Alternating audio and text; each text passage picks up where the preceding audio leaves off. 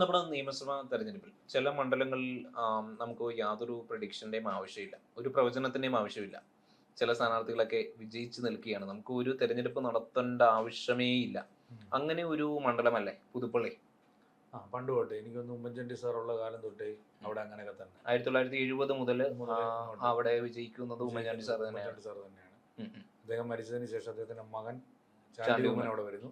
ഭൂരിപക്ഷം 37,000 ആയിരുന്നു. അതിനുശേഷം ഇപ്പൊ രണ്ടാമത്തെ ടൈമുണ്ടല്ലോ. ഇപ്പോ രണ്ടാമത്തെ ടൈമിലേക്ക് എനിക്കൊന്ന് കേരളത്തിൽ ആദ്യമായിട്ട് ഇപ്പൊ ഈ 16 നിയമസഭയിൽ ആദ്യം ജയിച്ചു വന്നേക്കുന്ന കാൻഡിഡേറ്റ് എന്ന് വേണമെങ്കിൽ പറയാം ചാണ്ടി ഉമ്മനാണ്. കാരണം ഒന്നാമത്തെ, അതായത് ഈ 140-നകത്ത് ഇനി 139 ഫലപ്രഖ്യാപനം മതി. അത്രയും ഷുവർ സീറ്റ് പറയാനുള്ള ഒരു LDF കാൻഡിഡേറ്റിന്റെ പേരെന്ന് പറ. നമ്മുടെ മുഖ്യമന്ത്രിയുടെ ധർമ്മടം. അപ്പൊ രണ്ടുപേരും ഉണ്ട്, ചേരുന്നുണ്ട്. രണ്ട് ധ്രുവത്തിലാന്നേ ഉള്ളൂ. രണ്ട് മുൻ മുഖ്യമന്ത്രിയുടെ മകനും ഇപ്പോഴത്തെ മുഖ്യമന്ത്രി സ്വഭാവത്തിലും കാര്യത്തിലും ഒക്കെ വെച്ച് നോക്കുമ്പോഴേ എന്തൊരു വ്യത്യാസം. അപ്പൊ രണ്ടും കേരളം അക്സെപ്റ്റ് ചെയ്തെന്നുള്ളതാണ് അല്ലേ? മിതവാദിയും അക്സെപ്റ്റ് ചെയ്തു, രാഷ്ട്രീയം ധിക്കാരതയോട് പ്രവർത്തിക്കുന്നവരെയും അക്സെപ്റ്റ് ചെയ്തു. തീവ്ര സ്വഭാവമുള്ള രാഷ്ട്രീയക്കാരനെ. അതാണ് കേരളത്തിന്റെ ഒരു പ്രത്യേകത എന്ന് പറയുന്നത്. രണ്ടും അക്സെപ്റ്റ് ചെയ്ത് പോയി. പിന്നെ ഒരു എതിർ സ്ഥാനാർത്ഥി കൊണ്ടുവന്നത് എന്തായാലും ഇവിടെ മത്സരം നടക്കും. പുതുപ്പള്ളി എന്ന് പറയുന്ന സ്ഥലത്ത് കഴിഞ്ഞ ഉമ്മൻചാണ്ടിയെ വരെ പിടിച്ച് പ്രതിരോധിച്ച് നിർത്തിയ ഒരു ടീം, ഒരു പയ്യനുണ്ടായിരുന്നില്ലേ, അവനവിടെ കൊണ്ടു നിർത്തിയ അദ്ദേഹം ഇപ്രാവശ്യത്തെ ഈ ചാനൽ ചർച്ചയിലൊക്കെ സജീവമായിരുന്നല്ലോ. ഇപ്പൊ എവിടെ പോയി? അല്ല, അദ്ദേഹം JC തോമസ് മത്സരിച്ചപ്പോൾ നമുക്കറിയാം ഈ പറയുന്ന ജനഹൃദയങ്ങളിലായിരുന്നല്ലോ ഉമ്മൻചാണ്ടിയുടെ സ്ഥാനം എന്ന് പറയുന്നത്. അന്നേരം ആ ഒരു ഭൂരിപക്ഷത്തെ 7,000-ഓളം കുറയ്ക്കാൻ വേണ്ടി ജയിക്കിന് കഴിയും. അത് പിന്നെ അന്ന് കുറെ ആരോപണങ്ങളൊക്കെ അടിച്ചിറക്കിയാണ്. ആരോപണങ്ങളൊക്കെ തീർത്ത് വെച്ച് കാണിച്ചിട്ട്, പക്ഷെ എന്നാലും മത്സരിച്ചിട്ട് ജയിക്കും. SFI-കാരനായ ജയിക്ക് അവിടെ വന്ന് നിന്നില്ലേ? SFI-കാരനായ സിന്ധു ജോയി അവിടെ മത്സരിച്ചിട്ടില്ലേ? സിന്ധു ജോയി അവിടെ മത്സരിച്ചിട്ടുണ്ടോ എന്ന സംശയമുണ്ട്. സൂസൻ ജോർജ് ആയിരുന്നു മത്സരിച്ചതെന്ന് തോന്നുന്നു.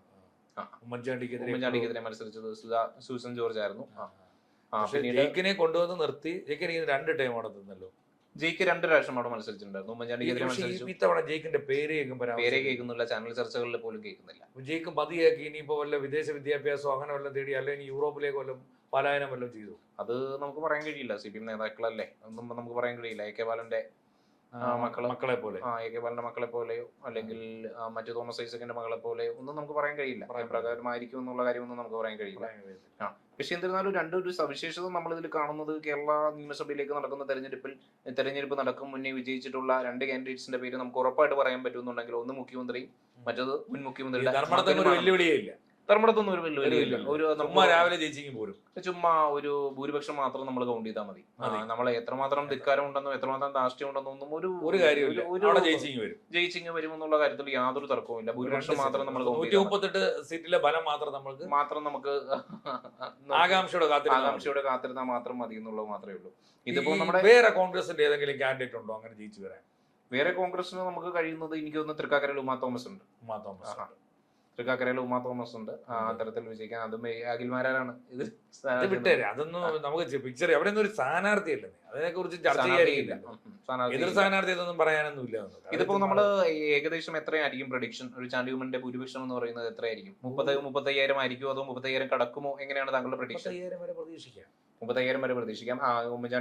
ഉമ്മൻചാണ്ടി മരിച്ചിരുന്ന കാലഘട്ടത്തിൽ അദ്ദേഹത്തിന് ലഭിച്ചത് 30,000 ഭൂരിപക്ഷമായിരുന്നു. പക്ഷെ ഒരു MLA എന്നുള്ള അർത്ഥത്തിലേക്ക് ഒരു പേരെടുത്ത് ചെയ്യാൻ പറ്റുന്ന പ്രവൃത്തികളിലേക്കൊന്നും അദ്ദേഹത്തിന്റെ പേര് നമ്മൾ കേട്ടിട്ടില്ല. അതായത് ഉമ്മൻചാണ്ടി അദ്ദേഹത്തെ പോലെ ഒരു കഴിവ് ഉള്ള ഒരു MLA ആയിട്ടൊന്നും, ഒരു സഹതാപം പിടിച്ചു പറ്റി വോട്ട് കേട്ട് അല്ലാതൊന്നും വലിയ കാര്യമായിട്ടൊന്നുമില്ല. ശരിക്കും കണ്ടിട്ടില്ല. കേരള രാഷ്ട്രീയത്തിൽ പോലും ഒരു കോൺഗ്രസിന്റെ മുഖമായൊന്നും മാറാനൊന്നും ശ്രമിച്ചിട്ടുമില്ല. ഒരു സൈഡിൽ എവിടെയെങ്കിലും ഒക്കെ മാറി തിരിഞ്ഞ് നടക്കുന്നതായിട്ടാണ് പുള്ളിയെ കാണുന്നത്. അതെന്തായിരിക്കും പുള്ളിയുടെ സമീപനം അങ്ങനെ അങ്ങ് ഒതുങ്ങിയത്? ഇത് പുള്ളി ഒരുപക്ഷെ അങ്ങനെ തീരുമാനിച്ചു കാണുമായിരിക്കും. പുള്ളി ഒരുപക്ഷെ താൻ ഈ പറയുന്ന പോലെ ഒരു കടുത്ത രീതിയിലുള്ള ഒരു ആത്മസമർപ്പണം അല്ലെങ്കിൽ ഒരു വലിയൊരു രീതിയിലുള്ള പ്രവർത്തനം ഒന്നും വേണ്ട. നിയമസഭയിലെ തന്നെ വലിയ പ്രസംഗങ്ങൾ, പ്രത്യേകിച്ച് ഈ LDF-നെതിരായിട്ടുള്ള ആരോപണങ്ങൾ ഉന്നയിക്കുന്നതിനകത്തൊന്നും പുള്ളിയൊക്കെ നമ്മൾ കണ്ടിട്ടില്ല. അത് മാത്രമല്ല, ഉമ്മൻചാണ്ടി മരിച്ചപ്പോൾ കോൺഗ്രസ് നടത്തിയിട്ടുള്ള അനുശോചന യോഗത്തിൽ ക്ഷണിച്ചതാരെയായിരുന്നു? തീർച്ചയായും പിണറായി അദ്ദേഹത്തെ തന്നെയായിരുന്നു ക്ഷണിച്ചത്.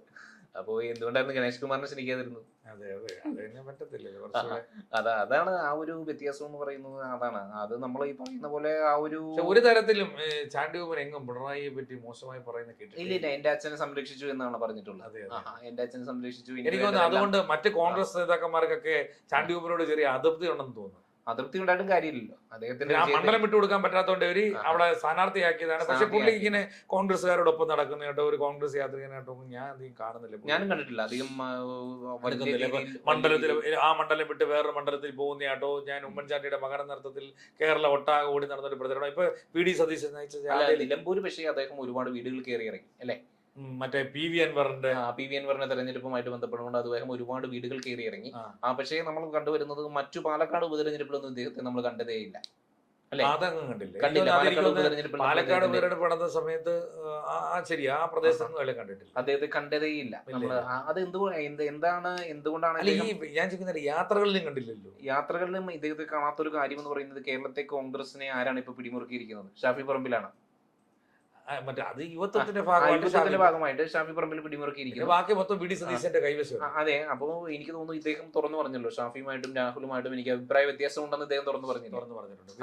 ഒരേ കാലഘട്ടത്തിലെ KSU പ്രവർത്തകർ, ഒരേ കാലഘട്ടത്തിലെ KSU പ്രവർത്തകരായിരുന്നു. എനിക്ക് അവരുമായിട്ട് അഭിപ്രായ വ്യത്യാസം ഉണ്ടെന്ന് തുറന്നു പറയുകയും ചെയ്തു. ഒരുപക്ഷെ അതുകൊണ്ടായിരിക്കും ഇദ്ദേഹത്തിന് എങ്ങനെ ഇങ്ങനെയുള്ള അഭിപ്രായ പ്രകടനം നടത്താൻ കേട്ടോ. അങ്ങനെ ഒരു കാര്യം അല്ല, അഭിപ്രായ പ്രകടനം നടത്താൻ. അത് മാത്രമല്ല ഇപ്പൊ വേറൊരു പാർട്ടി, കമ്മ്യൂണിസ്റ്റ് പാർട്ടിയെ സംബന്ധിച്ചിടത്തോളം ഇപ്പൊ ഇതിനകത്ത് നിന്നുകൊണ്ട് കാര്യം പറഞ്ഞു കഴിഞ്ഞാൽ അപ്പൊ വെളി പോലെ പുറത്താക്കി ചെയ്യുന്നത്. പക്ഷെ കോൺഗ്രസ് പാർട്ടിക്ക് തുടർന്ന് ഇങ്ങനെ നടന്ന് ഒരാളെ അങ്ങോട്ടും ഇങ്ങോട്ടും ഒക്കെ പറയാം. രാഹുൽ ഗാന്ധി വിമർശിക്കാൻ കഴിയും. ഇപ്പൊ വിമർശിക്കുന്നില്ല, രാഹുൽ ഗാന്ധി വിമർശിക്കുന്നില്ല. പക്ഷെ ഞാൻ ചോദിച്ചോട്ടെ, ഇപ്പൊ ഈ തിരഞ്ഞെടുപ്പ് നടക്കുന്ന വേളയിൽ തന്നെ കൊടുക്കുന്നിൽ സുരേഷ് ജ്യോതികുമാർ ചാമക്കാരെ പറ്റി പറഞ്ഞു ആള് ശരിയല്ല, ഭയങ്കര കുഴപ്പക്കാരനാണെന്ന് പറയുന്നുണ്ട്. അല്ല, അത് മറ്റു നേതാക്കൾ വിമർശിക്കാൻ കഴിയും, പക്ഷെ രാഹുൽ ഗാന്ധി വിമർശിക്കാൻ കഴിയില്ല. രാഹുൽ ഗാന്ധി വിമർശിച്ചു കഴിഞ്ഞാലും കോൺഗ്രസ് നേതൃത്വത്തിന് ഒന്നും ചെയ്യാൻ കഴിയാത്ത ഒരേ ഒരു വ്യക്തി മാത്രമേ ഉള്ളൂ, അത് ശശി തരൂർ മാത്രമാണ്. ശ്രദ്ധിച്ചിട്ടുണ്ടോ?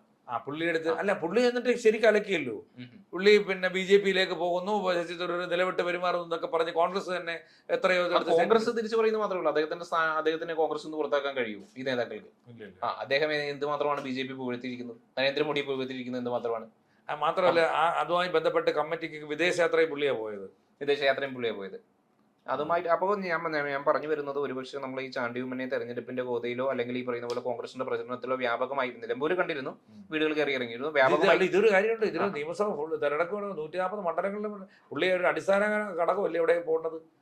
പക്ഷേ ഈ പറയുന്ന ഷാഫിയോടും രാഹുലിനോടുമുള്ള അഭിപ്രായ വ്യത്യാസത്തിന്റെ പാലക്കാട്, തൃശ്ശൂർ ആ മേഖലയിൽ മാത്രമല്ല കേരളത്തിലെങ്കിലും ഒന്ന് പോകാമായിരുന്നു. കോൺഗ്രസിനെ മൊത്തത്തിൽ ഹൈജാക്ക് ചെയ്തിരിക്കുന്നു അവരുടെ ഒരു വലിയ നിര തന്നെയാണ്. ഇപ്പൊ തെക്കൻ കേരളത്തിൽ ഞാൻ പറഞ്ഞല്ലോ, ഇത് കഴിഞ്ഞ ദിവസം രാജ്മോഹൻ ഉന്നതാൻ പറഞ്ഞല്ലോ, നമ്മൾ ഫേസ്ബുക്ക് നോക്കിയിട്ടുണ്ടെന്നുണ്ടെങ്കിൽ പ്രവർത്തകരുടെ വികാരം എങ്ങനെയാണ്. KPCC പ്രസിഡന്റ് ആയിട്ട് നമുക്ക് തോന്നുന്നത് ശ്രീനാദേവി കുഞ്ഞമ്മയാണ്. അതോടൊപ്പം തന്നെ കേരളത്തിന്റെ മുഖ്യമന്ത്രിയായിട്ട് നമുക്ക് തോന്നുന്നത് രാഹുൽ മാങ്കൂട്ടത്തിനെയാണ്. അപ്പൊ അത്രമാത്രം ഇവർ രണ്ടും തമ്മിൽ വലിയ വ്യത്യാസം ഉണ്ടല്ലോ, ഈ രാഹുൽ മാങ്കൂട്ടത്ത് ശ്രീദേവി കുഞ്ഞമ്മി തമ്മിൽ. വ്യത്യാസം എന്ന് പറയുന്നത് നമ്മൾ അങ്ങനെയാണ്, പ്രവർത്തകരുടെ വികാരം എന്ന് പറയുന്നത് ആ രീതിയിലാണ്. അത്രമാത്രം ഒരു ഫാൻസ്. രാഹുൽ മാങ്കൂട്ടത്തിനെ എപ്പോഴെങ്കിലും ശ്രീദേവി കുഞ്ഞമ്മ പിന്നെ സപ്പോർട്ട് ചെയ്തിട്ടുണ്ടോ? പല കേസുകളിൽ സപ്പോർട്ട് ചെയ്തിട്ടുണ്ടല്ലോ. അങ്ങനെ പല രീതിയിൽ പല രീതിയിൽ സപ്പോർട്ട് ചെയ്യാണല്ലോ ഉണ്ടായിട്ടുള്ളത്. പക്ഷേ നമ്മൾ കണ്ടുവരുന്നത്, ഇദ്ദേഹം പറഞ്ഞു വരുന്നത് അപ്പോഴും രാഹുൽ അഗ്നിശുദ്ധി വരുത്തിയിട്ടേ തിരിച്ചു വരാവൂ എന്നുള്ളതാണ് ഇദ്ദേഹം പറഞ്ഞത്, ചാണ്ടി ഉമ്മൻ പറഞ്ഞത്. പിന്നെ അത് മാത്രമല്ല, അത് നമ്മൾ ചിന്തിക്കേണ്ട കാര്യമല്ല. പിന്നെ അത് മാത്രമല്ല, സാധാരണ എല്ലാ കുടുംബത്തിലും പലരും മക്കൾ രാഷ്ട്രീയത്തിൽ അത് പറയുമ്പോഴാണ് മകള് മത്സരിക്കണമെന്ന് ആഗ്രഹിച്ചിരുന്നു. അല്ല, അങ്ങനെയാണെന്ന് ജ്യോതികുമാർ ചാമക്കാലയ്ക്ക് കൊണ്ട് ചാണ്ടി ഉമ്മൻ പോയിരുന്നു പത്തനാപുരത്ത്. പോയതായിട്ട് നമ്മൾ കണ്ടിട്ടില്ല. ചാണ്ടി ഉമ്മൻ പോയതായിട്ട് നമ്മൾ കണ്ടിട്ടില്ല. പക്ഷേ ഗണേഷ് കുമാറിനെതിരെ 2 പ്രസ്താവനകളൊക്കെ നടത്തിയായിരുന്നല്ലോ. പ്രസ്താവന നടത്തിയായിരുന്നു. അപ്പോ അത് മാത്രമല്ല, ചെങ്ങന്നൂരോ അല്ലെങ്കിൽ കാഞ്ഞിരപ്പള്ളിയോ കേന്ദ്രീകരിച്ചുകൊണ്ട് ഈ പറയുന്ന ഉമ്മൻചാണ്ടിയുടെ മകളെ സ്ഥാനാർത്ഥിയാക്കാനുള്ള ഒരു തീരുമാനം ഉണ്ടായിരുന്നു കോൺഗ്രസിന്റെ ഭാഗത്ത് നിന്ന്. മത്സരിക്കുന്നില്ലെന്ന് കോൺഗ്രസ് തീരുമാനം. അതിന്റെ കാരണം എന്ന് പറയുന്നത് ഇദ്ദേഹം തന്നെയാണ്. ഇദ്ദേഹം പറഞ്ഞു, ഞങ്ങളുടെ കുടുംബത്തിൽ നിന്ന് ഒരാൾ MLA മതി എന്ന് പറഞ്ഞു. ഈ ഒരു കാലത്ത് അങ്ങനെ ഒരു ധീരമായ നിലപാട് എടുക്കുക എന്ന് പറയുന്നത് തീർച്ചയായിട്ടും നല്ലൊരു മികച്ച ഒരു അഭിപ്രായം, നല്ലൊരു സാമാജികൻ തന്നെയാണ്. പക്ഷേ ഈ പറയുന്ന പോലെ ഉമ്മൻചാണ്ടിയുടെ സഹതാപത്തിൽ പറ്റി നിന്നുകൊണ്ട് വലിയ വിജയം നേടുന്നു, വലിയ മെജോറിറ്റി നേടുന്നു. അതല്ലാതെ ഒരു രാഷ്ട്രീയ UDF ആണ് അധികാരത്തിൽ വരുന്നത്, ഒരു മന്ത്രിസ്ഥാനം ഇദ്ദേഹത്തിന് ലഭിക്കുമായിരിക്കും.